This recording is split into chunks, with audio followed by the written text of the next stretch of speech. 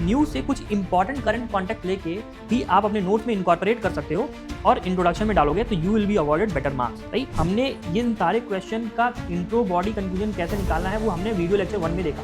Right, आज हम एक लेवल डीपर जाके इंट्रोडक्शन कैसे लिखना है वो सीख रहे हैं। राइट, और उस इंट्रोडक्शन में हम सिंगल और मल्टीपल थीम के क्वेश्चंस अगर आ रहे हैं इस पर्टिकुलर फ्रेमिंग के टाइप में, उनको कैसे डील करना है वो सीख रहे हैं। अगर आप मेंस देख रहे हो और आप किसी ऐसे मेंस के प्रोग्राम को देख रहे हो जो थ्रू डिस्कशंस और मेंटरशिप आपको इंप्रूव करा पाए, ऐसे ही एनालिसिस देख के ताकि आपकी अंडरस्टैंडिंग बेटर हो, तो आप इस QR कोड के थ्रू हमें मैसेज कर सकते हो। Hello aspirants, welcome to Civils Daily free answer writing course. Now this is the third video in the series. इसके पहले हमने 2 वीडियोस ऑलरेडी यूट्यूब पे अपलोड कर दिए हैं। आप जाएं और सिविल्स डेली के यूट्यूब चैनल पे उन वीडियोस को जरूर देखें। Those videos will greatly help you in improving your answer writing skill. Now इस पर्टिकुलर कोर्स को हमारे जो टीम है उसने उन स्टूडेंट्स को हेल्प करने के लिए बनाया है जो इस बार मेंस 2025 का एग्जाम देने वाले हैं। Right, not only them but other aspirants जो इस बार मेंस का एग्जाम नहीं भी देंगे वो भी इस कोर्स का बेनिफिट ले सकते हैं। Particularly this course is going to be game changer for those aspirants जो कि फर्स्ट टाइम मेंस में बैठने वाले हैं। मैं ऐसा क्यों बोल रहा हूँ? क्योंकि जब तक एक स्टूडेंट प्रीलिम्स को क्लियर नहीं करता और उसके पहले की जो भी तैयारी रहती है उसमें आंसर राइटिंग एक बहुत ही निगलेक्टेड पार्ट रहता है। राइट, तो एक एस्पिरेंट जो कि फर्स्ट टाइम प्रीलिम्स को क्लियर करेगा वो इस कोर्स के through fundamental of answer writing पे मास्टरी कर सकता है। Not only those aspirants but veteran aspirants भी जो मल्टीपल बार मेंस दे चुके हैं और उसके बाद भी मेंस में क्या ब्लाइंड स्पॉट है उनका वो पता नहीं कर पा रहे, वो भी इस कोर्स के थ्रू बेनिफिट ले सकते हैं। राइट, मूविंग ऑन, अगर आप देखोगे तो स्मैश मेंस प्रोग्राम में इस बार Hemant is going to be a part of this 2025 edition of smash mains. Hemant के बारे में मैं आपको बताऊं, he is rank 13 and not only rank 13 but ये मेंस में सबसे ज़्यादा स्कोर करने वाले रैंकर हैं इस बार के, that is 863 marks. His mains marks are more than the AIR1।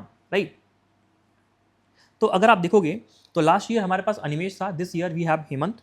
Now Hemant हमारे साथ कई सेशंस के थ्रू क्या इनकी स्ट्रैटेजी थी, क्या इनके आंसर राइटिंग फ्रेमवर्क से और क्वेश्चन को देखने के बाद क्या लाइन ऑफ थॉट इनके दिमाग में रहता था जिससे ये क्वेश्चन को अटेम्प्ट करते थे, ये सारी चीज़ें स्मैश मेंस प्रोग्राम के अंदर ये शेयर करेंगे through multiple sessions. Right, moving on, अगर आप देखोगे तो स्मैश में लास्ट ईयर हमने बहुत सारे स्टूडेंट्स को उनके मार्क्स को इम्प्रूव करने में मदद किया है। अगर आप देखोगे ये कैंडिडेट जो 2022 में 748 मार्क्स लेके आया था मेंस में, just clearing the cut off, अब इस बार he has scored 786 marks, clear jump of almost 40 marks. Right, और आप देखोगे इस बार कट ऑफ भी कम गई है, यानी कि average performance of the overall students has drop down, तो उसमें भी ये 40 मार्क्स के अप्रॉक्स इंप्रूवमेंट लेके आ पा रहा है and scored 200 rank. Right, he has secured 200 rank. Moving on, last year के कुछ टॉपर्स अगर मैं आपको दिखा पाऊँ जो हमारे स्मैश मेंस प्रोग्राम से आए थे, वो यहाँ पे आपके स्क्रीन के सामने हैं। नाउ पर्टिकुलरली अगर मैं बात करूँ तो लवन्या, हर्षिता, मुकुंद, सुमित ये मेरे स्टूडेंट थे, मेरे मेंटी थे। बाकी students other mentors of Civils Daily उनके मेंटी थे। राइट, अगर आप इस बार मेंस लिख रहे हो और if you are looking for a mains program जो कि आपको इन 3 महीनों में मल्टीपल डिस्कशंस और मेंटरशिप के थ्रू इंप्रूव करा पाए और आपकी आंसर राइटिंग बेटर हो पाए जिससे आप मेंस में अच्छा स्कोर कर पाओ, तो आप हमारे स्मैश मेंस प्रोग्राम में इनरोल कर सकते हैं।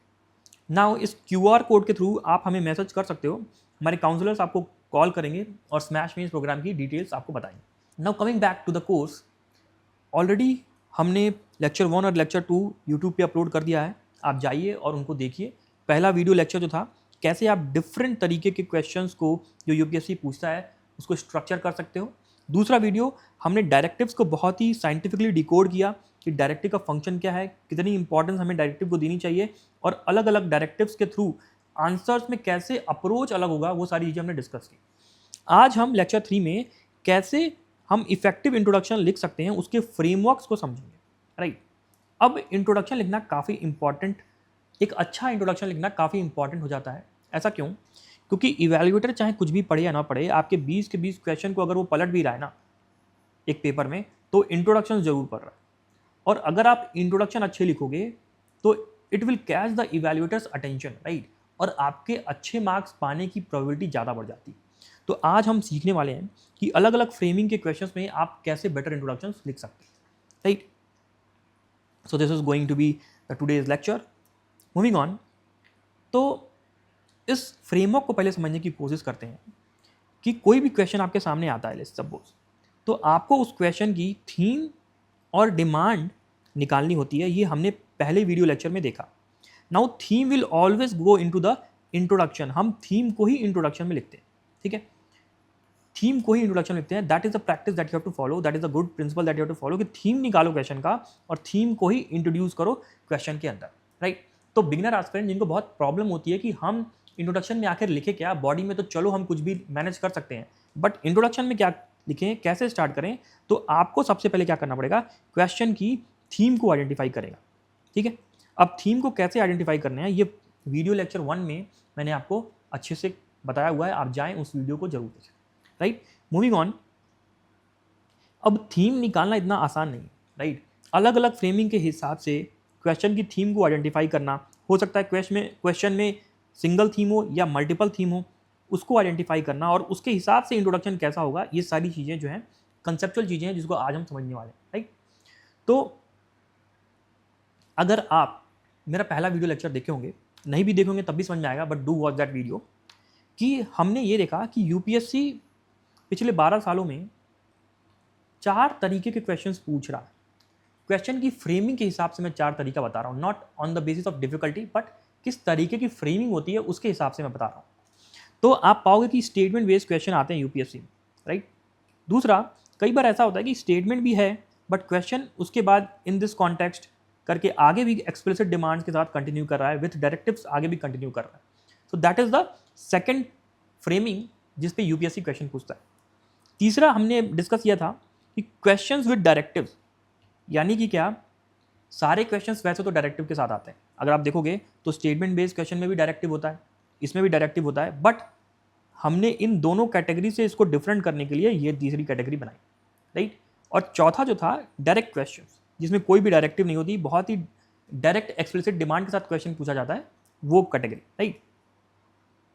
तो हमने वीडियो लेक्चर 1 में कैसे इंट्रोडक्शन बॉडी कंक्लूजन हम इसका निकाल सकते हैं, हमने वो देखा, राइट। इंट्रोडक्शन बॉडी कंक्लूजन कैसे इन चारों तरीके में निकालना है वो देखा, और उसका पूरा स्ट्रक्चर ड्रॉ करके भी देखा, राइट।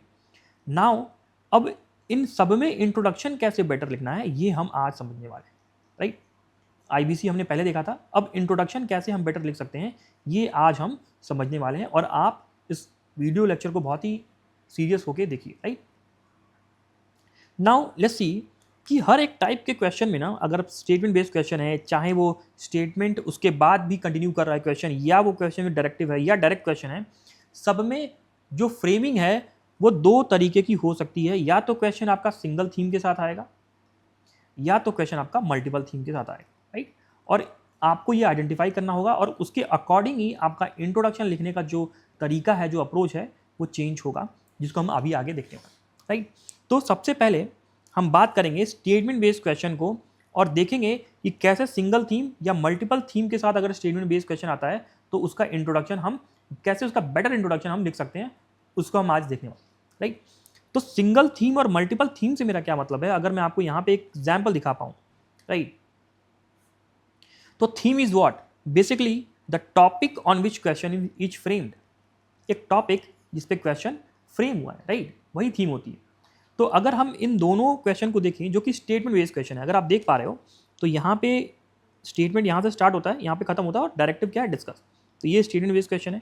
अगेन आप यहाँ पे भी देखोगे तो ये भी एक स्टेटमेंट यहाँ तक दी हुई है, एंड देन डायरेक्टिव लिखा हुआ है, डिस्कस। ये दोनों क्वेश्चन क्या है, स्टेटमेंट बेस्ड क्वेश्चन है। अब ये जो पहला क्वेश्चन है ये सिंगल थीम के साथ क्वेश्चन है। फॉर एग्जाम्पल अगर आप क्वेश्चन को पढ़ो मेरे साथ, तो क्वेश्चन क्या कहता है, the attorney general is the chief legal advisor and lawyer of the government of India discuss. यानी कि जो टॉपिक है उसका क्या है, attorney general. This is the theme of the question, single theme है यहाँ, ठीक है। बट वहीं आप दूसरा क्वेश्चन अगर देखोगे, दूसरा क्वेश्चन क्या कर रहा है, the emergence of fourth industrial revolution. Now fourth industrial revolution itself is what, a theme, has initiated e-governance as an integral part of the government discuss. Now e-governance again itself is a theme, यानी कि दोनों एक तरीके के अपने आप में topics हैं जिन पे अलग अलग क्वेश्चंस बनाए जा सकते हैं, राइट। तो जब क्वेश्चन 2 थीम के साथ आ जाए तब इसको हम कैसे इंट्रोडक्शन लिखेंगे उसको हम समझने की आज कोशिश करेंगे, राइट। तो फर्स्ट हम सिंगल थीम वाले कुछ क्वेश्चंस देख लेते हैं, आपके स्क्रीन पे है।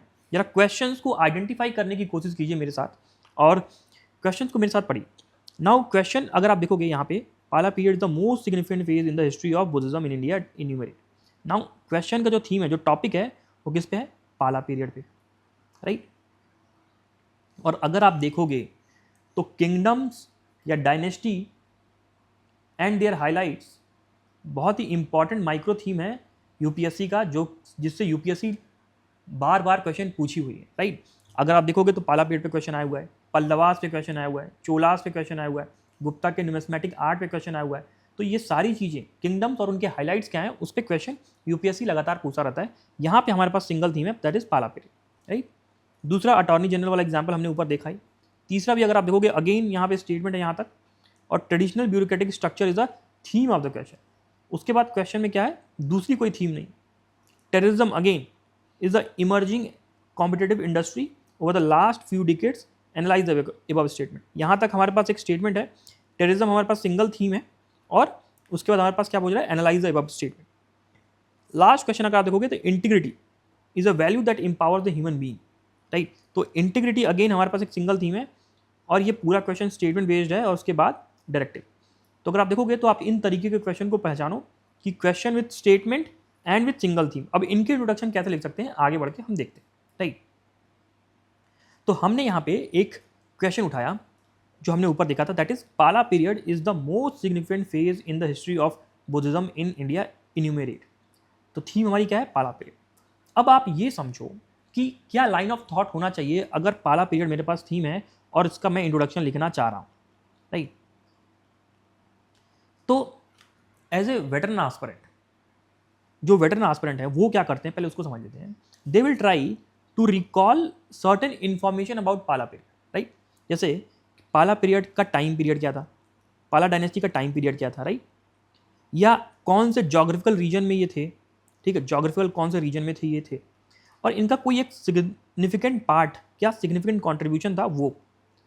तो 2-3 इंफॉर्मेशन को ट्राई करेंगे क्लब करने की, और इस इंफॉर्मेशन को क्लब करके एक आर्गुमेंट क्राफ्ट करेंगे जो इंट्रोडक्शन होगा, राइट, जो इंट्रोडक्शन बनेगा यहाँ पे, राइट।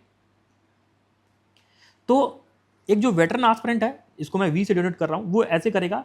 वहीं एक बिगिनर एस्पिरेंट क्या करता है ना, उसके पूरे पैराग्राफ में एक सिंगल ही इंफॉर्मेशन होती है। अगर आप इस बात को समझ पा रहे हो तो पूरे एक पैराग्राफ में बिगिनर के क्या होगा, एक सिंगल इंफॉर्मेशन होगी। बट वहीं एक वेटरन जो होगा वो क्या करेगा, 2-3 इंफॉर्मेशन निकालेगा, क्लब करेगा और एक आर्गुमेंट क्राफ्ट करने की कोशिश करेगा 2 से 3 लाइन में, और इसका इंट्रोडक्शन एक हैवी वेट इंट्रोडक्शन होगा, राइट। एक हैवी वेट इंट्रोडक्शन होगा, जो इवैल्यूएटर जो पढ़ रहा है ना, उसको ऐसा लगेगा कि इसने काफ़ी इंफॉर्मेशन को पैक करके एक इंट्रोडक्शन को बनाया। तो अगर आप देखोगे तो हमने लेवल 1 का जो इंट्रोडक्शन है, जो वेटरन एस्पिरेंट आजकल लिख रहे हैं, बैकग्राउंड बेस्ड इंट्रोडक्शन बनाया, और इसमें अगर आप देखोगे तो उसका डायनेस्टी का टाइम पीरियड, उसका जियोग्राफिकल रीजन, और एक उसका एक सिग्निफिकेंट पार्ट को क्लब करके एक आर्गुमेंट क्राफ्ट किया, and that is the introduction, right, which the veteran aspirant can write, ठीक है। नाउ अगर आप देखोगे तो अब क्या हो गया है कि कॉम्पिटिशन थोड़ा और टफ होता जा रहा है। तो इसके एक लेवल ऊपर हम क्या सोच सकते हैं कि आप कोड बेस्ड इंट्रोडक्शन लिख सकते हो, ठीक है। तो अब आप उससे पूछोगे कि सर मैं कोड बेस्ड इंट्रोडक्शन तो लिख दूंगा, बट मैं कोड को प्रिपेयर कैसे करूं। ना आपको पता होगा कि अगेन मैंने जब आपको ऊपर समझाया कि पाला पीरियड यानी कि जो भी किंगडम है या डायनेस्टी हैं, उन पे यूपीएससी सवाल पूछता ही पूछता है। ये इंपॉर्टेंट माइक्रो थीम है। अगर आप हमारी माइक्रो थीम की बुकलेट जाके देखोगे तो आई वुड सजेस्ट यू कि जो भी आप डायनेस्टी या किंगडम पढ़ रहे हो, उन पे किसी भी एक स्कॉलर के क्या कोट हैं उसको आप अपने नोट्स में जरूर इनकॉर्पोरेट करो।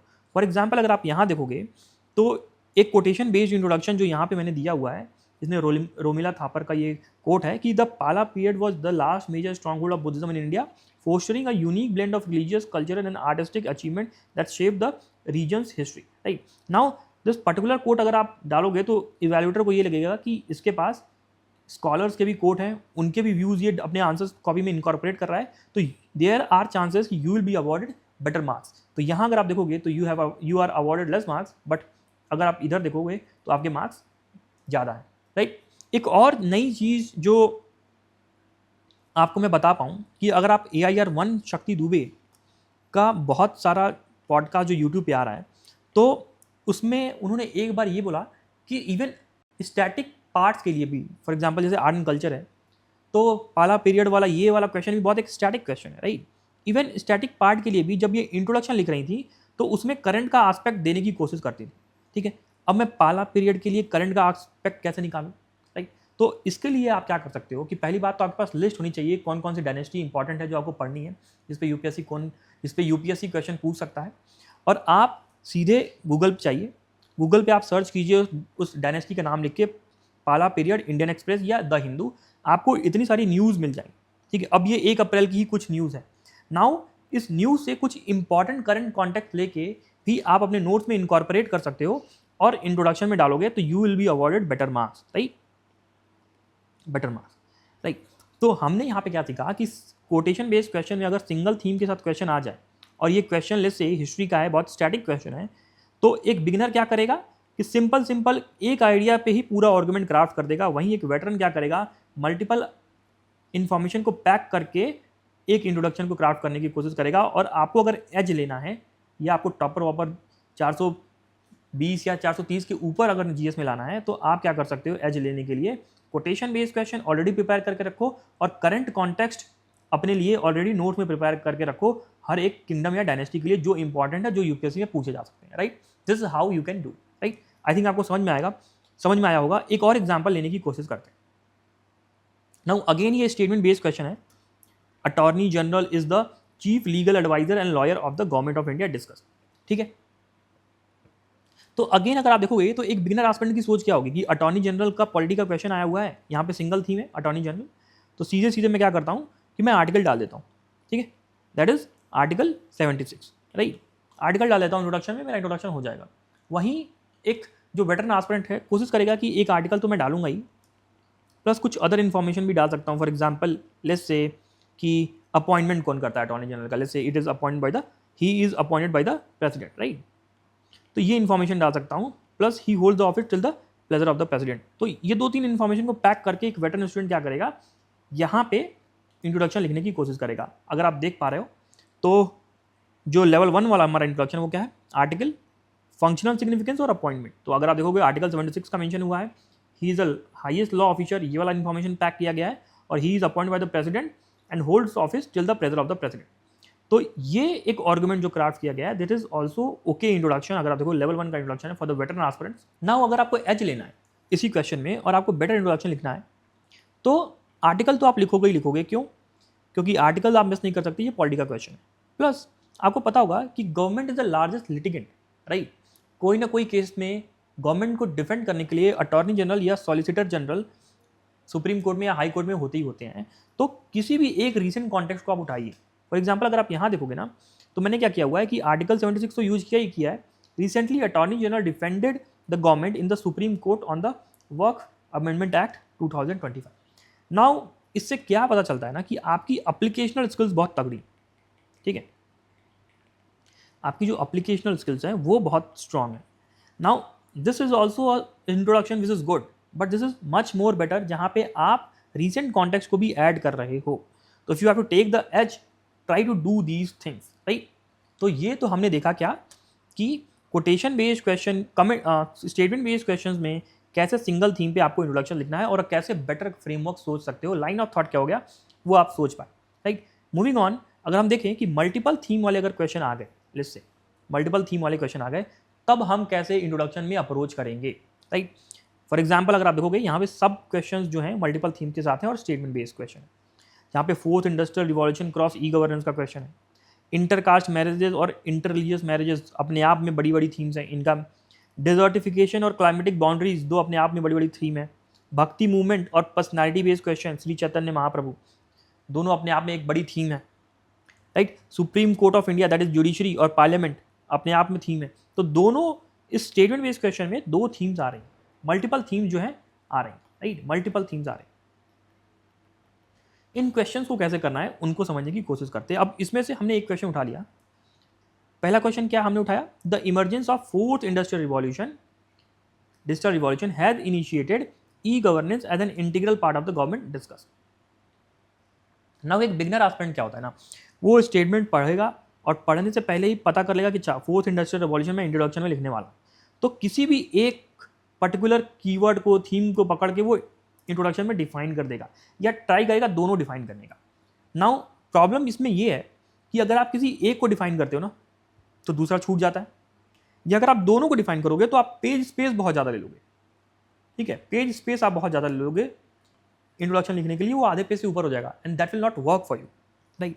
तो now in this particular case हमें क्या करना होता है ना कि आप थीम पकड़िए, देखिए कि 2 थीम है, यानी कि 4th industrial cross e governance theme है। आप एक ऐसा इंट्रोडक्शन लिखने की कोशिश कीजिए जो कि कंटेक्चुअल हो by interlinking these 2 keywords, right. यानी कि आप किसी जो मेन थीम है, फॉर एग्जांपल अगर आप देखोगे तो मेन थीम हमारे इस पर्टिकुलर लिस्ट से क्वेश्चन में क्या है, 4th इंडस्ट्रियल रिवॉल्यूशन, क्योंकि इसी का इंपैक्ट पूछा है ई गवर्नेंस, राइट। कैसे इसने इनिशिएट किया ई गवर्नेंस, तो आप सबसे पहले अपनी मेन थीम को स्टार्ट कीजिए, लिखिए the 4th industrial revolution marked by rapid advances in AI, IoT and digital technologies is driving the new era of e governance. यानी कि मैंने 4th इंडस्ट्रियल रिवॉल्यूशन को क्या किया, एक्सप्लेन करने की कोशिश की और रेफरेंस जिसका दे दिया ई गवर्नेंस का। अब मैं ई गवर्नेंस के बारे में थोड़ा सा इलैबोरेट करके अपनी इंट्रोडक्शन में लिख रहा हूँ, राइट। सो आपको क्या करना पड़ेगा, जब भी आपके पास मल्टीपल थीम आए आपको एक कंटेक्चुअल इंट्रोडक्शन देना पड़ेगा, ठीक, ताकि जो भी मल्टीपल थीम्स हैं उनका रेफरेंस ही इंट्रोडक्शन में आ जाए और जो पढ़ने वाला इवैल्यूएटर है उसको ये पता चल जाए कि आपने कॉन्टेक्स्ट को बहुत अच्छे से समझा हुआ। क्वेश्चन ये बोल रहा है कि intercaste marriage between caste which have been socio economic parity. Now एक दूसरा क्वेश्चन देखते हैं। अब स्क्रीन पे एक दूसरा क्वेश्चन है, अगर आप देखोगे तो क्वेश्चन कह रहा है intercaste marriages between caste which have socio economic parity have increased to some extent but this is less true for inter religious marriages discuss. Now अगर आप देखोगे तो ये अपने आप में एक स्टेटमेंट है और इसके अंदर 2 थीम है। First is what intercaste marriages और इंटर रिलीजियस मैरिज। ये दोनों टॉपिक ऐसे हैं जिन पे अपने आप में अलग अलग क्वेश्चन बन सकते हैं, बट यूपीएससी ने क्या कोशिश किया है कि इनको इंटरलिंक करके क्वेश्चन पूछने की कोशिश की है। तो यानी कि हमारे पास थीम क्या हुआ, intercaste marriages cross inter religious marriages. Now एक बिगिनर एस्पिरेंट क्या करता है ना, वो किसी एक को पकड़ के मे बी डिफाइन कर देगा या मैरिज को ही एक ब्रॉडर टॉपिक समझ के इंट्रोडक्शन में डिफाइन कर सकता है, राइट। अगर आप यहाँ पे देख पा रहे लेवल 1 ऑफ इंट्रोडक्शन, मैरिज को ही एक्सप्लेन कर दिया कि मैरिज होता क्या है, या इंटरकास्ट मैरिज को बता दिया या इंटर रिलीजियस मैरिज को बता दिया। बट जो क्वेश्चन है वो क्या है, दोनों थीम के क्रॉस पे है। आपको कुछ ऐसा बताना होगा इनको इंटरलिंक करके जिससे एक कॉन्टेक्चुअल इंट्रोडक्शन बन पाए, राइट। नाउ अगर आप देखोगे तो ऐसे जितने भी क्वेश्चन आते हैं ना सोसाइटी के, ये करंट अफेयर से जरूर इंस्पायर्ड होते हैं, ठीक है। तो अगर नेशनल फैमिली हेल्थ सर्वे का डेटा पता हो, जहाँ पे नेशनल फैमिली हेल्थ सर्वे में यहाँ बताया हुआ है कि इंटर रिलीजियस मैरिज जो इंडिया में है वो 2.1% है ऑफ टोटल मैरिजेस, और इंटर कास्ट मैरिज जो है वो 10% है। यानी कि जो आपका स्टेटमेंट है ना पूरा, इसका पूरा कॉन्टेक्स्ट यहीं सेट हो जाता है कि टोटल अगर मान लें कि हम 100% मैरिजेस हो रही हैं, इसमें से 10% मैरिजेस ही इंटर कास्ट हो रही, राइट, और 2.1% मैरिजेस ही क्या हो रही है, इंटर रिलीजियस मैरिजेस हो रही हैं, राइट। तो दिस इज द डेटा। अगर आपको ये डेटा पता होगा तो this particular data will set the context for you, right. आपका इसी से काम चल जाएगा। अदरवाइज आप क्या कर सकते हो, एक रेफरेंस दे सकते हो, छोटे से में ही आप बता सकते हो कि इंटरकास्ट मैरिजेस और इंटर रिलीजियस मैरिजेस क्या होती हैं, राइट। तो दिस बोथ इन्फॉर्मेशन को पैक करके आप अपने लिए एक बेटर इंट्रोडक्शन लिख सकते हो जहाँ पे आपको एज मिल पाए and you will be awarded better marks here, right. Moving on, तो हमने स्टेटमेंट बेस्ड क्वेश्चन में दोनों सिंगल थीम और मल्टीपल थीम के क्वेश्चन देख लिए, राइट। अगर आप देखोगे तो स्टेटमेंट बेस्ड क्वेश्चन में हमने सिंगल थीम और मल्टीपल थीम वाले दोनों क्वेश्चन देख लिए और कैसे आप उसमें इंट्रोडक्शन बेटर कर सकते हो वो भी हमने देख लिया। Now moving on to the second type of question which UPSC ask, कि जहाँ पे स्टेटमेंट के साथ क्वेश्चन आगे भी कंटिन्यू करता है। तो उसमें भी हमारे 2 तरीके क्वेश्चन बनते हैं, सिंगल थीम और मल्टीपल थीम। अब जरा उनको पहले पहचानने की कोशिश करते हैं, उसके बाद हम कैसे इसके इंट्रोडक्शंस को लिख सकते हैं उसको समझें। तो अगर आप पहला क्वेश्चन देखोगे ना, यहाँ पे जो मैंने डाला है ये सिंगल थीम के साथ, अगर आप देखोगे तो यहाँ तक स्टेटमेंट चल रहा है, citizen charter is an ideal instrument of organisational transparency and accountability but it has its own limitation. तो यहाँ तक ये स्टेटमेंट चल रहा है। उसके बाद कह रहा है identify the limitation and suggest measure for greater effectiveness of citizen charter. तो throughout this particular question, statement में भी और स्टेटमेंट के बाद में भी, आफ्टर स्टेटमेंट, यहाँ मैं एएस लिख दे रहा हूँ, और इन स्टेटमेंट किसकी बात चल रही है, सिटीजन चार्टर की बात चल रही है। बट आप वहीं दूसरा अगर आप क्वेश्चन देखोगे ना, तो यहाँ पे क्वेश्चन क्या लिखा है, considering the threat cyber space poses for the country, India needs a digital arm forces to prevent crimes, right. तो ये हमारा स्टेटमेंट यहाँ तक हो गया। उसके बाद क्या कह रहा है question, critically evaluate the national cyber security policy 2013 outlining the challenges perceived in its effective implementation. Now अगर आप इस क्वेश्चन को पर्टिकुलर देखो तो ये भी स्टेटमेंट के बाद क्वेश्चन कंटिन्यू कर रहा है। यहाँ पे आपका threat to cyber space is the topic theme, but यहाँ पे अगेन जब आप क्वेश्चन का नेक्स्ट पार्ट देखोगे ना, तो यहाँ पे नेशनल साइबर सिक्योरिटी पॉलिसी के बारे में बात कर रहा है, तो यहाँ पे अगेन थीम दूसरी होगी, राइट। क्योंकि इस पर्टिकुलर पॉलिसी पे भी आराम से एक डिफरेंट क्वेश्चन बन सकता है, और साइबर स्पेस के थ्रेट्स पे भी अपने आप एक टॉपिक है जो इस पे क्वेश्चन ऑलरेडी एक सेपरेट बन सकता है। तो throughout this particular question theme change हुई है, यहाँ पे एक बार कुछ और है और यहाँ पे कुछ और है, यानी कि ये क्वेश्चन क्या है, मल्टीपल थीम के साथ इंटरलिंक क्वेश्चन है, रादर देन अगर आप ऊपर वाला क्वेश्चन देखोगे यहाँ पे थ्रू आउट सिटीजन चार्टर की बात चल रही है, दिस इज सिंगल थीम वाला क्वेश्चन, राइट। और क्वेश्चन का टाइप क्या है, question with statement and then they continue with the explicit demand, right. तो कुछ क्वेश्चंस को पहले आइडेंटिफाई करते हैं, क्योंकि आइडेंटिफाई करना बहुत इंपॉर्टेंट है, राइट। तो सिंगल थीम वाले क्वेश्चन देखोगे, सिटीजन चार्टर वाला हमने देखा ही। यहाँ पे अगर आप देखोगे अगेन स्पेशल इकोनॉमिक जोन की बात हमारे स्टेटमेंट में भी चल रही है, उसके बाद भी अगेन स्टेटमेंट के बाद भी जब डायरेक्टिव आ रहा है, discuss the issues plaguing the success of SEZ, again उसके बाद भी SEZ की बात चल रही है, ठीक है। नाउ अगर आप यहाँ देखोगे तो यहाँ पे बॉर्डर मैनेजमेंट की बात चल रही है, उसके बाद अगेन क्वेश्चन के बाद भी बॉर्डर मैनेजमेंट की बात चल रही है। तो ऑल दीज क्वेश्चंस जो कि statement based question plus they continue even after the statement, throughout the statement single theme ही चल रहा है, ठीक है। अब इन पे इंट्रोडक्शन कैसे लिख सकते हैं, इसको जरा देखने की कोशिश करते हैं, ठीक है। तो हमने पहला क्वेश्चन सिटीजन चार्टर वाला ही उठा लिया, सिटीजन चार्टर हमारा थीम है, ठीक है। अब आपको ये समझना होगा कि सिटीजन चार्टर तो हमारी थीम है, बट सिटीजन चार्टर को लिंक किससे कर रहा है, ट्रांसपेरेंसी एंड अकाउंटेबिलिटी से कर रहा है। तो अगर एक बिगिनर एस्पिरेंट सिर्फ और सिर्फ सिटीजन चार्टर को बता दे रहा है, एक स्टैंडर्ड डेफिनेशन दे रहा है, उससे काम नहीं चलेगा, या किसी भी एक कीवर्ड को एक्सप्लेन कर दे रहा है, अकाउंटेबिलिटी क्या होती है, ट्रांसपेरेंसी क्या होती है, सिटीजन चार्टर क्या होता है, उससे काम नहीं चलेगा। आपको सिटीजन चार्टर तो बताना ही पड़ेगा, प्लस ये जो कीवर्ड्स है ना, transparency and accountability, these are not topics, these are not themes, right. But citizen charter को एक्सप्लेन करने में ट्रांसपेरेंसी और अकाउंटेबिलिटी को आपको अपने इंट्रोडक्शन में लाना ही पड़ेगा, सो दैट आपका कॉन्टेक्स्ट बढ़िया से सेट हो पाए। अगर आप नीचे वाला इंट्रोडक्शन देखोगे कि a citizen charter is a set of commitments made by an organization regarding the standard of services which it delivers. As an instrument, it propagated to make an organization transparent, accountable, though it faces limitation like lack of periodic updation. तो अगर आप ये जो नीचे वाला introduction देख रहे हो जो कि लेवल 2 है, जो अच्छा इंट्रोडक्शन है, वहाँ पे जो लास्ट लाइन है, limitation of lack of periodic updation, तो यहाँ पे आइडेंटिफाई लिमिटेशन बोल रहा है ना, इस वाले एस्पेक्ट को भी, इन्फॉर्मेशन को भी पैक करके इंट्रोडक्शन में डालने की कोशिश कर रहा है, रादर देन जो पहला तरीका था इंट्रोडक्शन लिखने का, सिटीजन चार्टर, सीधे सीधे सिटीजन चार्टर डिफाइन कर दिया, क्वेश्चन के अदर कीवर्ड्स को हमने ध्यान ही नहीं दिया और इंट्रोडक्शन में डालने की कोशिश ही नहीं की। नाउ जब इवैल्यूएटर पढ़ता है ना इस तरीके का इंट्रोडक्शन, तो उसको ऐसा लगता है कि क्वेश्चन का पूरा एसेंस एक एस्पिरेंट ने अपने इंट्रोडक्शन में ही डाल दिया, वहाँ से उसका अटेंशन ग्रैब होता है, और थ्रू आउट फिर आप अपने पेपर में अच्छा परफॉर्म करते हो, वो आपको ज़्यादा नंबर देता है, राइट। मूविंग ऑन, एक और एग्जांपल देखते हैं कि अब यहाँ पे क्वेश्चन है, border management is a complex task due to difficult terrain, hostile relationship with some countries, ठीक है। तो यहाँ तक हमारा स्टेटमेंट रहा, उसके बाद क्या करा, elucidate the challenges and strategies for effective border management. Now border management clearly आपको पता चल रहा होगा कि यहाँ पे थीम है और ये सिंगल थीम पे क्वेश्चन बेस्ड है, यहाँ पे अगर आप देख पा रहे हो। तो अब बॉर्डर मैनेजमेंट को कोई एक्सप्लेन भी कर सकता है या डिफाइन भी कर सकता है, अब बिगिनर एस्पिरेंट, राइट। इस तरीके से आप डिफाइन करके आगे बढ़ सकते हो, या कुछ इन्फॉर्मेशन दे सकते हो कि India has this long border of 15,000 kilometre and all, ठीक है। बट आपको यही समझना पड़ेगा कि जब सिंपली डिफाइन करने से ना यहाँ पे कॉन्टेक्स्ट सेट नहीं होगा, then that is the issue with definition based introduction, right.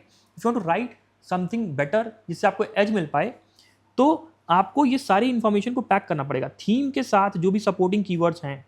Theme यहाँ पे ये रहा, बट सपोर्टिंग कीवर्ड्स क्या है, difficult terrain, hostile relationship with some countries, all these things को अकाउंट में लेते हुए आपको इंट्रोडक्शन को क्राफ्ट करना है।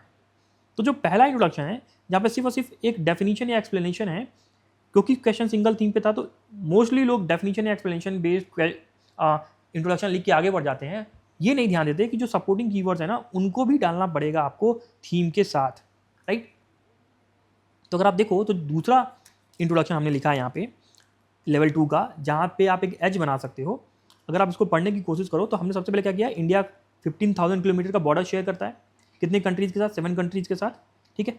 नाउ यहाँ पे ये भी रेफरेंस दिया कि with covers varied terrain now which makes it prone to what, insurgency, illegal migration and smuggling. यानी कि हमने पूरा प्रॉब्लम ही बता दिया यहाँ पे, कॉम्प्लेक्स टास्क क्यों है, because of these reasons, right. और उसके बाद हमने urgent need for effective border management, यानी कि इधर जो कीवर्ड है उसको भी इनकॉर्पोरेट करने की कोशिश कर दी, राइट। तो अगर आप देखोगे तो rather than going for a definition based या सिंपल बहुत डेटा या फैक्चुअल करने के बजाय आप इसको डेटा तो डालो ही डालो, बट अदर जो सपोर्टिंग कीवर्ड्स है ना उनके साथ इंटरलिंक करने की कोशिश जरूर करो, सो दैट इवैल्यूएटर जो आपकी कॉपी चेक कर रहा है ना उसको ऐसा लगे कि इसने पूरा एसेंस ही इंट्रोडक्शन में डाल दी, राइट। तो हमने इस particular type that is statement के बाद भी जब क्वेश्चन एक्सप्लिसिट डिमांड के साथ कंटिन्यू कर रहा होता है उसमें सिंगल थीम पे हमने 2 एग्जांपल देख लिए, अब हम मल्टीपल थीम्स वाले एग्जांपल देखते हैं कि मल्टीपल थीम्स को हम कैसे टैकल करेंगे। अगर आप देखो कि यहाँ पे ई गवर्नेंस लिखा है, यहाँ पे interactive service model of e governance लिखा है, यानी कि थ्रू आउट में थीम कई बार चेंज हो रही है। अगर आप देखो यहाँ पे institutional quality is crucial for is a crucial driver of economic performance, यहाँ पे इंस्टीट्यूशनल क्वालिटी और इकोनॉमिक परफॉर्मेंस की कुछ बात हो रही है, बट यहाँ पे सिविल सर्विसेज की बात हो गई। यहाँ आप देखो थीम चेंज होती है दिख रही है, साइबर स्पेस की बात हो रही है, बट यहाँ पे नेशनल साइबर सिक्योरिटी पॉलिसी जो हमने ऊपर देखा था उसकी बात। अगेन यहाँ देखोगे करप्शन की बात यहाँ पे हो रही थी, corruption is the manifestation of failure of core values in society. उसके बाद अगर आप देखोगे इन योर ओपिनियन के बाद क्वेश्चन अगेन कंटिन्यू कर रहा है, what measures can be adopted to uplift the core values in society, right. तो करप्शन के बाद कोर वैल्यूज पे क्वेश्चन शिफ्ट हो गया, थीम हमारे पास 2 मिल गई हमें, राइट। तो लेट्स सी कि इस पर्टिकुलर टाइप ऑफ क्वेश्चंस में अगर मल्टीपल थीम के साथ क्वेश्चन आ जाए तो how we can approach, right. तो सबसे पहले तो आपको ये जानना होगा कि आप क्वेश्चन को आइडेंटिफाई कर पा रहे हो, राइट। और क्वेश्चन को आइडेंटिफाई करने के बाद एक लेवल डीपर जाके ये समझ पा रहे हो कि थीम सिंगल है या मल्टीपल है। उसके बाद कैसे एज लाना है आपको ये समझना पड़ेगा। तो नाउ एक बिगिनर स्टूडेंट क्या करेगा, करप्शन देखा, करप्शन को डिफाइन कर दिया, या कोर वैल्यूज देखा, कोर वैल्यूज को डिफाइन कर दिया, ठीक है। बट इस तरीके से आप इंट्रोडक्शन नहीं लिख सकते, आपको एक बेटर इंट्रोडक्शन लिखना पड़ेगा। फॉर एग्जाम्पल अगर आप देखो तो इस जो क्वेश्चन की जो थीम है करप्शन और कोर वैल्यूज का क्रॉस है, ठीक है। Core values cross corruption multiple theme question है। उसमें भी अगर आप एक लेवल और डीपर जाके देखने की कोशिश करो तो आपको ये पता चलेगा कि core values is the main theme of the question, right. Core value जो वो मेन थीम है और जो बैकग्राउंड थीम क्या है वो करप्शन। क्यों अगर मैं ऐसा बोल रहा हूँ, अगर आप देखोगे तो corruption is the manifestation of failure of core values of society, यानी कि कोर वैल्यूज के फेलियर से ही क्या हो रहा है, करप्शन हो रहा है। यानी कि core values is what the main theme. अगर आप उसके बाद भी अगर पढ़ो तो कोर वैल्यूज अगेन दूसरे सेंटेंस में रिपीट हो रहा है, यानी कि कोर वैल्यू क्या है हमारे पास, मेन थीम और बैकग्राउंड थीम क्या है, करप्शन।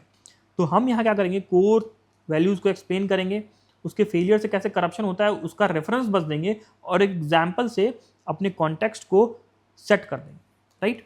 तो यहाँ हमारा कॉन्टेक्स्ट सेट हुआ और एग्जाम्पल से वो कॉन्टेक्स्ट जो है वो सब्सटेंशिएट हो गया, ठीक है। अगर आप यहाँ पे देख पा रहे हो तो हमने यहाँ पे क्या लिखा हुआ है, core values in the society are the beliefs held by people about what is right and wrong, it guides their conduct and its failure leads to corruption in the society. यहाँ तक हमने कोर वैल्यूज को explain किया।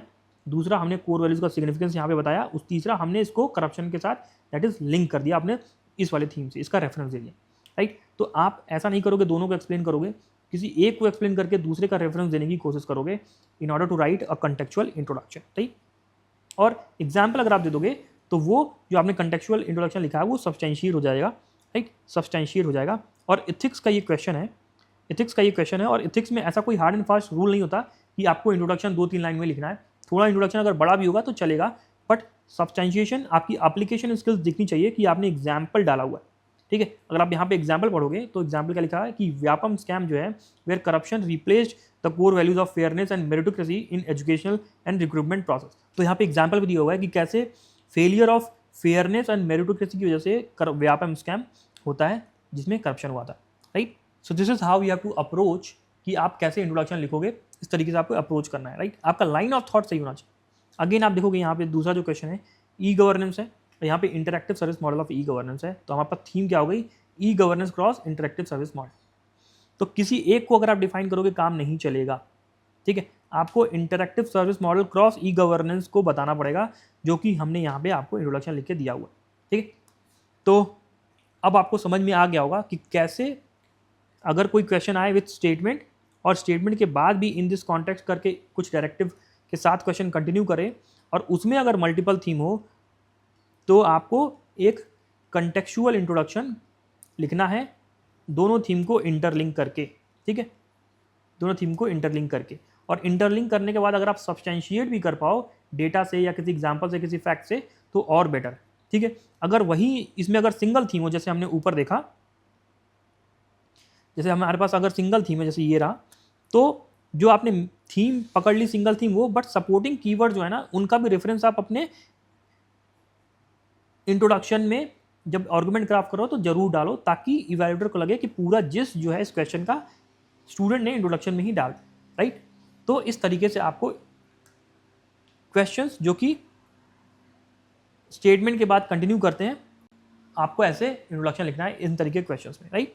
Moving on, अब तीसरे type के question पे जाते हैं जहाँ पे हम जिसको क्या बोल रहे हैं, questions with directives. Now in question with directives में भी सिंगल थीम या मल्टीपल थीम पे क्वेश्चन आ सकते हैं, ठीक है, ठीक है। मैं आपको फिर से एक बार बता देता हूँ कि हमने इन सारे क्वेश्चन का इंट्रो, बॉडी, कंक्लूजन कैसे निकालना है वो हमने वीडियो लेक्चर 1 में देखा, राइट। आज हम एक लेवल डी पर जाके इंट्रोडक्शन कैसे लिखना है वो सीख रहे हैं, राइट। और उस इंट्रोडक्शन में हम सिंगल और मल्टीपल थीम के क्वेश्चंस अगर आ रहे हैं इस पर्टिकुलर फ्रेमिंग के टाइप में, उनको कैसे डील करना है वो सीख है, राइट। तो आप बहुत ध्यान से इस चीज़ को समझना, this is going to greatly help you in the mains exam, right. तो अगर आप देखो तो यहाँ पे क्वेश्चन है, डू यू थिंक, ये हमारा क्या डायरेक्टिव है, marriage as a sacrament in losing its value in modern India. Now marriage हमारा क्या है, टॉपिक है जिस पे ये पूरा क्वेश्चन फ्रेम्ड है, उसके बाद और कोई टॉपिक इसमें है नहीं, ठीक है। बट अगर आप यहाँ देखोगे, to what extent in your view parliament is able to ensure the accountability of the executive. अब ये यूनियन एग्जीक्यूटिव हो गया, ये पार्लियामेंट होगा, दो अलग अलग थीम है, दो अलग अलग टॉपिक हैं जो इंटरलिंक होकर क्वेश्चन पूछा गया है, राइट।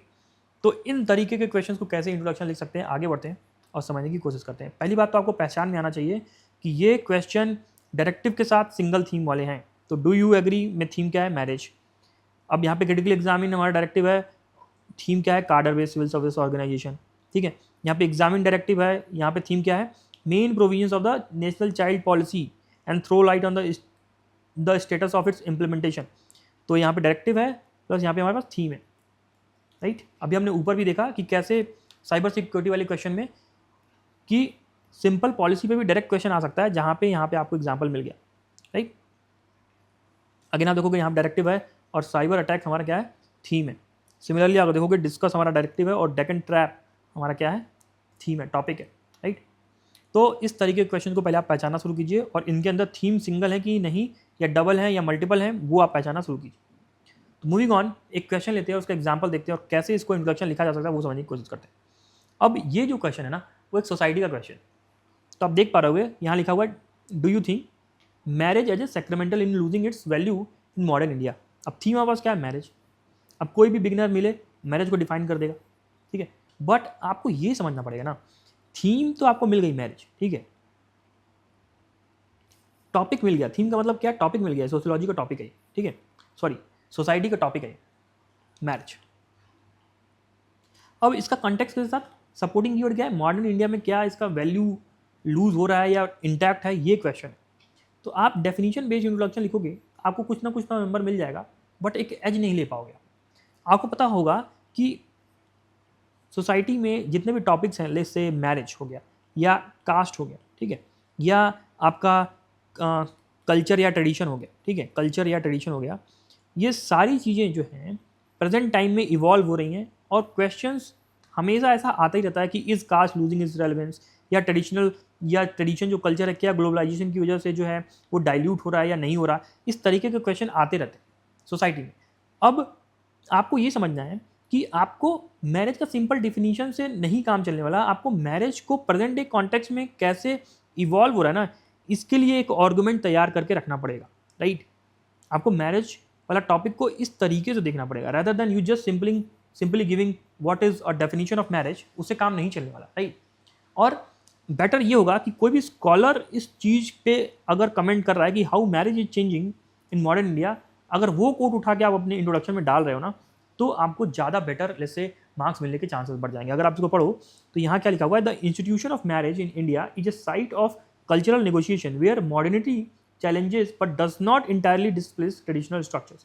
यानी कि क्या हुआ कि जो मॉडर्न इंडिया का जो मॉडर्निटी का जो वाला जो कॉन्टेक्स्ट था वो भी यहाँ पे सेट होता हुआ यहाँ पे दिख रहा है, राइट। तो फॉर ऑल दोज टॉपिक्स उनको आप रिकॉग्नाइज कीजिए जहाँ पे एक इवोल्यूशन हो रहा है, ठीक है, सोसाइटी के टॉपिक्स, और उनके लिए आप स्कॉलर्स के कोर्स आप जरूर अपने नोट्स में इनकॉर्पोरेट कीजिए, तब जाके आपके मार्क्स बेटर हो पाएंगे, right. So this is how you can approach the introduction in these particular questions. Moving on, फिर से देखते हैं, ये तो सोसाइटी के लिए था, राइट। नाउ अगर मैं कुछ GS3 का क्वेश्चन उठा लूँ, अब यहाँ पे देखोगे कि discuss the potential threat of cyber attack, directive है, ये हमारा थीम है, और पूरे क्वेश्चन में एक ही थीम है, दैट इज साइबर अटैक। अब कोई चाहे तो साइबर अटैक को डिफाइन कर सकता है, बट इस तरीके के क्वेश्चन में अगर आपको क्या करना पड़ेगा, साइबर अटैक वगैरह मिल रहा है तो आप ज़्यादा कोशिश कीजिए कि रीसेंट कॉन्टेक्स्ट कैसे ऐड कर सकते हैं, बिकॉज साइबर अटैक आप देखोगे थ्रू आउट न्यूज़ में आता ही रहता है। तो इफ़ यू कैन कोट कि ग्लोबल साइबर सिक्योरिटी आउटलुक के हिसाब से साइबर अटैक्स कैसे हो रहे हैं, या जो भी फाइंडिंग्स है इस रिपोर्ट की और जो थीम से रिलेटेड वाली फाइंडिंग्स हैं उनको अगर आप कोट कर पा रहे हो ना, तो you will have an edge in GS3 with respect to writing introductions with the other people, right. तो वो आपको यहाँ पे मिल पाएगा और मार्क्स में भी आपको डिफरेंस देखने को मिलेगा, राइट। तो what I am trying to say is कि आपको सब्जेक्ट वाइज भी अगर आप देख पा रहे हो, यहाँ पे हमें जो एनालिसिस मिल पा रही है कि सब्जेक्ट वाइज सोसाइटी में या सर्टेन टॉपिक्स जो इवॉल्व होते रहते हैं थ्रू आउट प्रेजेंट टाइम, इनका क्या रेलेवेंस है क्या नहीं है, उसके लिए हमें स्कॉलरली कोड थोड़ा सा तैयार करके रखना पड़ेगा, इन टॉपिक्स को, ऐसे टॉपिक्स को आइडेंटिफाई करना पड़ेगा। और यहाँ पे अगर आप देखोगे तो इन टॉपिक्स के लिए हमें रीसेंट कॉन्टेक्स्ट प्रिपेयर करके रखना पड़ेगा, राइट। आप सारे टॉपिक्स के लिए रीसेंट कॉन्टेक्स्ट नहीं प्रिपेयर कर सकते, सारे टॉपिक्स के लिए आप कोड नहीं प्रिपेयर कर सकते, उन टॉपिक्स को आपको समझना पड़ेगा। And that is what we do in Smash means, हम हेल्प करते हैं स्टूडेंट को थ्रू डिस्कशंस उनके आंसर राइटिंग को इंप्रूव कराने के लिए, और ऐसी ऐसी इंसाइट्स देते हैं so that they can actually prepare their notes better और अच्छा आंसर एग्जाम में लिख पाए, राइट। नाउ मल्टीपल थीम वाले क्वेश्चन को जरा देख लेते हैं कि कैसे डायरेक्टिव्स विथ मल्टीपल थीम आता है। तो अगर आप देखोगे डायरेक्टिव यहाँ लिखा हुआ है डिस्कस, और इमर्जिंग टेक्नोलॉजीज के बारे में बात कर रहा है और ग्लोबलाइजेशन के बारे में बात कर रहा है। तो ग्लोबलाइजेशन अपने आप में एक टॉपिक है, इमर्जिंग टेक्नोलॉजीज अपने आप में एक टॉपिक है, और मनी लॉन्ड्रिंग भी यहाँ पे आ गया तो अपने आप में एक थीम, यानी 3 थीम के साथ यहाँ पे क्वेश्चन आ गया, ठीक है। और डायरेक्टिव यहाँ पे डिस्कस। अगर आप देखोगे तो examine pattern and trend of public expenditure on social services. Now public expenditure on social services एक थीम है, बट पोस्ट रिफॉर्म पीरियड अपने आप में एक थीम है। तो दोनों थीम के साथ इंटरलिंक होके एक क्वेश्चन बन के आ रहा है। तो इस तरीके से आपको समझना पड़ेगा क्वेश्चन की फ्रेमिंग को, स्ट्रक्चर कैसे यूपीएससी कर रहा है, क्वेश्चन को समझना पड़ेगा, उसके अंदर जाके मल्टीपल थीम है या सिंगल थीम है वो समझना पड़ेगा, एंड देन आपको जो है इंट्रोडक्शन के लिए प्रोसीड करना पड़ेगा। तो ये सारे क्वेश्चन वैसे ही हैं। मूविंग ऑन, देखते हैं कि कैसे इसका जो है हम इंट्रोडक्शन लिख सकते हैं। तो हमारे पास स्क्रीन पे एक क्वेश्चन है, to what extent in your views the parliament is able to ensure accountability of the executive. Now parliament अपने आप में एक थीम है और एग्जीक्यूटिव अपने आप में एक थीम है। तो एज ए बिगिनर या इवन एज ए वेटरन आप किसी भी एक को डिफाइन करके आगे बढ़ जाओगे ना, आपको नंबर नहीं मिलने वाले, ठीक है। अगर आप parliament is the temple of democracy और फलाने का माँ का आप लिख के आ जाओ तो आपको नंबर नहीं मिलने वाला, या एग्जीक्यूटिव के बारे में आप लिख के आ जाओ आपको नहीं मिलने वाला नंबर। आपको इनको इंटरलिंक करके कुछ ऐसा आर्गुमेंट क्राफ्ट करना पड़ेगा जिससे कॉन्टेक्स्ट सेट हो रहा हो आपके इंट्रोडक्शन में, कॉन्टेक्स्ट सेट कर रहा हो, ठीक है। और ये जो हमने कैटेगराइजेशन किया है ना, यही आपको फ्रेमवर्क्स दे रहे हैं, ठीक है। अगर आपके पास ये कैटेगराइजेशन नहीं होता ना तो आप नॉर्मली क्वेश्चन को जल्दी आइडेंटिफाई नहीं कर पाते, पैटर्न को आइडेंटिफाई नहीं कर सकते, स्ट्रक्चर को आइडेंटिफाई नहीं कर पाते। तो अगर आप आगे बढ़ के देखोगे यहाँ पे, तो यहाँ पे अगर जो इंट्रोडक्शन होना चाहिए कि कैसे पार्लियामेंट जो है एग्जीक्यूटिव्स को अकाउंटेबल बनाता है, तो यहाँ पे जो इंट्रोडक्शन हमने जो लिखा है जिससे आपको एज मिल सकता है कि executive that is council of minister जो है is collective responsible to the Lok Sabha that is parliament only, right, as per article 75। तो इस आर्टिकल 75 से ये पूरा कॉन्टेक्स्ट ही सेट हो जाता है इसका, इस लाइन का, राइट।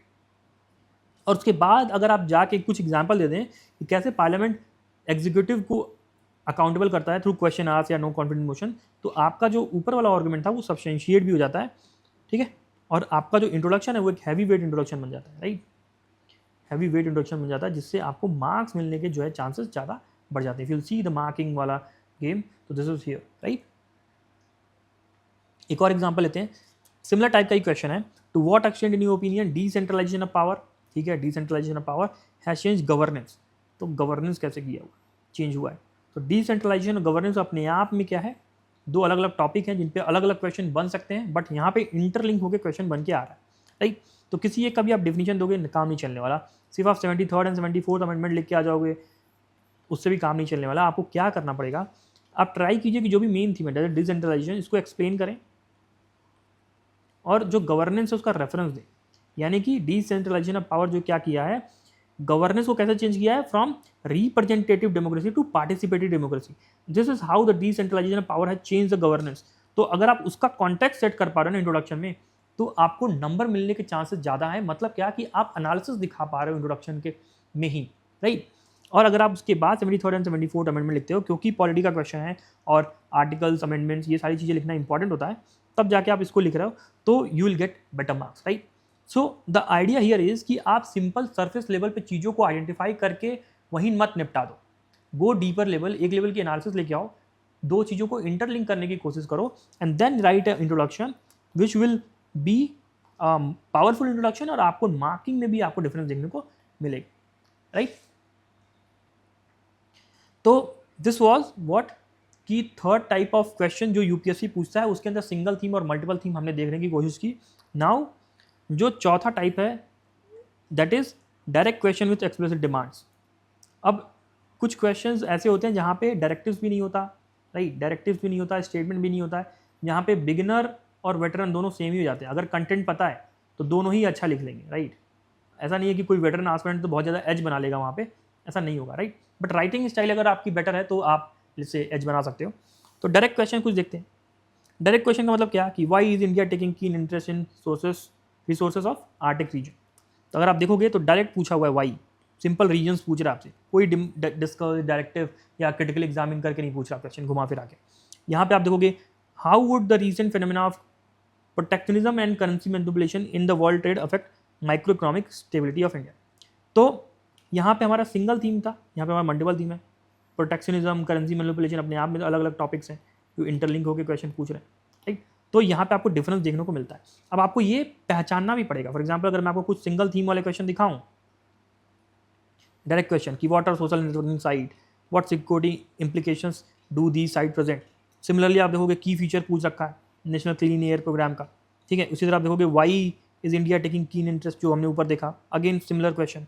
तो डायरेक्ट क्वेश्चन है, direct question with no directives, no statement, ठीक है, और सिंगल थीम भी है। नाउ मूविंग ऑन, देखते हैं कि इस तरीके के क्वेश्चन में कैसे इंट्रोडक्शन लिखा जा सकता है। तो वही क्वेश्चन लेता हूँ मैं आर्टिक रीजन वाला, कि why India is taking keen interest in resources of Arctic region. तो थीम आर्टिक रीजन है। अब इसका मुझे इंट्रोडक्शन लिखना हो तो मैं क्या सोचूंगा कि मैं कोशिश करूँगा कि मुझे कुछ मल्टीपल इन्फॉर्मेशन मिल जाए जिसको मैं क्लब करके एक इंट्रोडक्शन क्राफ्ट कर दूँ, ठीक है।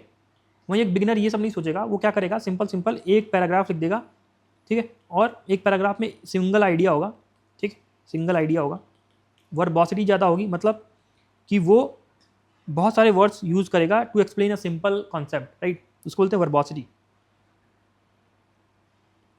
ठीक है। और जेनेरिक भी हो जाएगा इसका इंट्रोडक्शन। बट वहीं जब आप थोड़ा सा बेटर सोच पाते हो ना, तो आप मल्टीपल इन्फॉर्मेशन को क्लब करके एक आर्गुमेंट क्राफ्ट करते हो, तब वो थोड़ा बेटर जैसे इंट्रोडक्शन होता है, ठीक है। बट इसके ऊपर भी आप जाके थोड़ा सा एज ले सकते हो अगर आप थोड़ा स्ट्रेटजिकली खेलो तो। इन तीनों चीज़ को हम समझेंगे, राइट। तो लेट्स से कि आर्टिक रीजन पे अगर मुझे इंट्रोडक्शन लिखना है तो एक तो इसका रिसोर्स पोटेंशियल क्या है वो मैं डाल सकता हूँ, दूसरा उससे बेनिफिट क्या होगा वो डाल सकता हूँ, ठीक है। अब दोनों इन्फॉर्मेशन को क्लब करके मैं एक इंट्रोडक्शन लिख सकता हूँ। तो अगर आप देखोगे तो बेनिफिट वाला जो भी पार्ट है कि आइस मेल्टिंग से क्या हो रहा है, न्यू शिपिंग रूट्स मिलेंगे, ठीक है, इकोनॉमिक और एनर्जी सिक्योरिटी एडवांटेज मिलेगा। और जो पहला वाला पार्ट था दैट इज रिसोर्स पोटेंशियल क्या है, it is important because of natural resources and strategic location, right.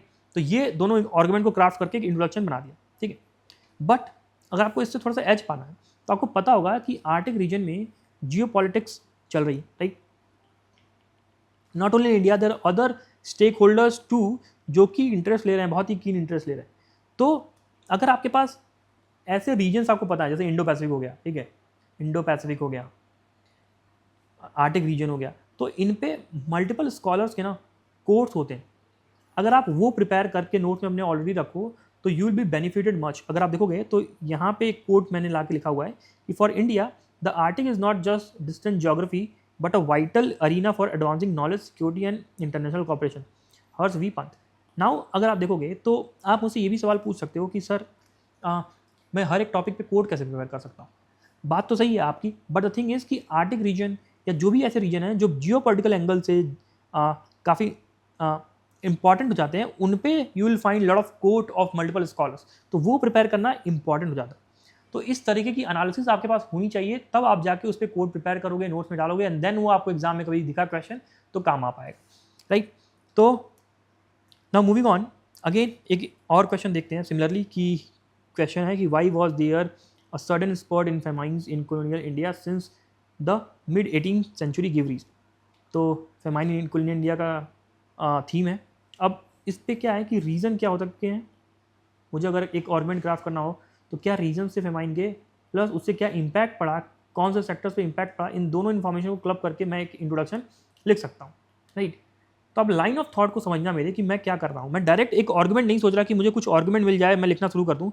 First I am thinking कि क्या मैं लिख सकता हूँ। ओके, तो कॉलोनियल पॉलिसीज और इकोनॉमिक्स एक्सप्लॉइटेशन की वजह से फेमाइन हुआ था, तो रीजन मुझे मिल गया।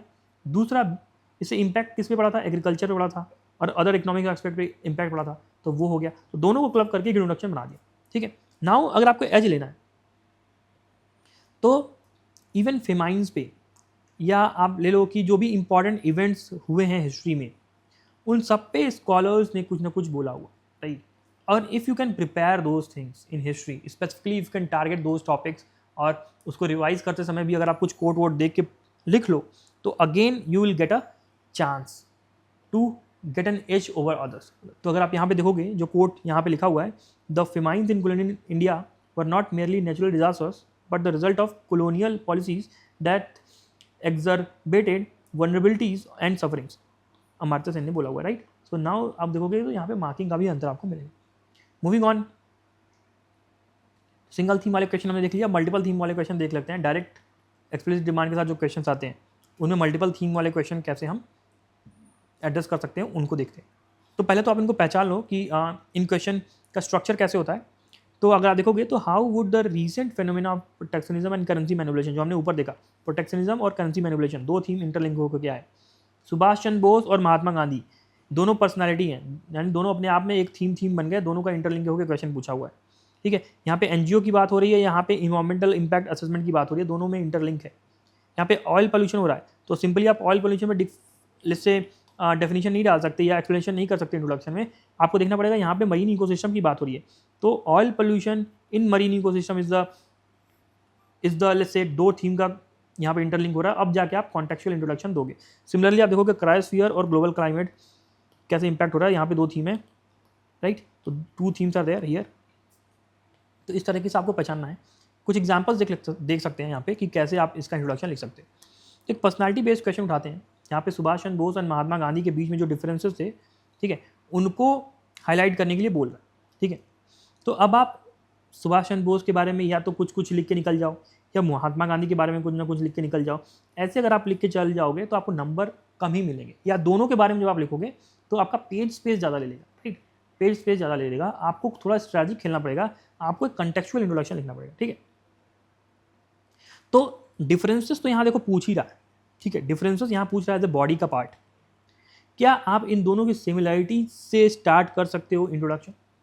अगर आप सिमिलैरिटीज लिख पाओगे तो आप ये जो इतना लंबा इंट्रोडक्शन है वो हटा दोगे, राइट, वो हटा पाओगे और एक बेटर इंट्रोडक्शन सिमिलैरिटीज के साथ बता सकते। अगर आप देखो तो यहाँ लिखा हुआ है कि they both were the key leaders of Indian national freedom struggle, ठीक है। दो दे shared common goal of attaining independence, यानी कि उनका बता दिया कि कॉमन गोल क्या था, but had different methods.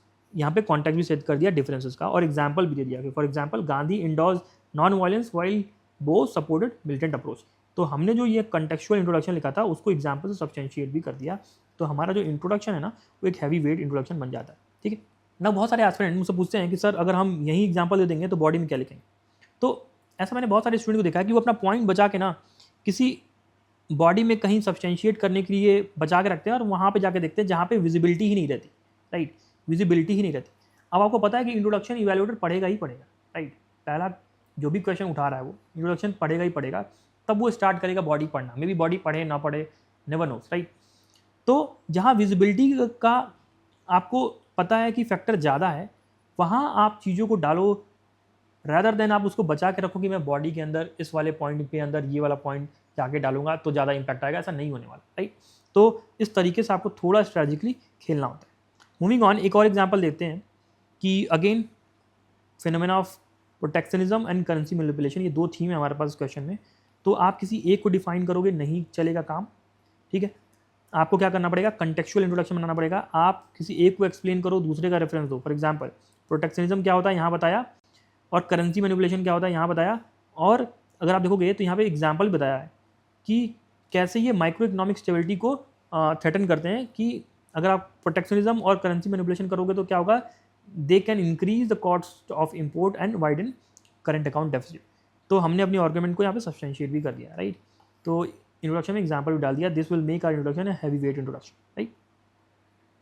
Now बहुत सारे स्टूडेंट ये भी कह सकते हैं कि सर ये आर्गुमेंट बहुत बड़ा है, आप इसको छोटा भी कर सकते हैं if you want, right. Now that depends upon your skill of answer writing, ठीक है, कि आप आर्गुमेंट्स को किस तरीके से इसमें से क्लटर हटा के आर्गुमेंट को कितना कंसाइज और प्रिसाइज रखते हो, that depends upon your skill of answer writing, that is your skill, ठीक है। ये कंटिन्यूअस एक लड़ाई है जो आपको खुद में लड़नी है, खुद में सीखनी है, खुद में ये कैपेबिलिटी डेवलप करनी है, राइट। तो अभी तक हमने जो चारों तरीके के क्वेश्चन जो यूपीएससी पूछता है, ठीक है, अब इनके अंदर भी जाके सिंगल थीम या मल्टीपल थीम वाले जो क्वेश्चन है उनको देखा और उन पे इंट्रोडक्शन कैसे लिख सकते हैं, कैसे बेटर इंट्रोडक्शन लिख सकते हैं जिससे एज मिले, और उनके क्या फ्रेमवर्क्स हैं हमने वो भी समझा, राइट। आई थिंक आपको ये इंट्रोडक्शन वाला वीडियो समझ में आया होगा। ऑल्सो अगर आप मेंस दे रहे हो और आप किसी ऐसे मेंस के प्रोग्राम को देख रहे हो जो थ्रू डिस्कशंस और मेंटरशिप आपको इम्प्रूव करा पाए, ऐसे ही एनालिसिस देख के, ताकि आपकी अंडरस्टैंडिंग बेटर हो, तो आप इस QR कोड के थ्रू हमें मैसेज कर सकते हो। हमारे काउंसलर्स आपको फ़ोन करेंगे और आपको प्रोग्राम की डिटेल बताएंगे। Okay, so thank you and stay tuned with civil IAS।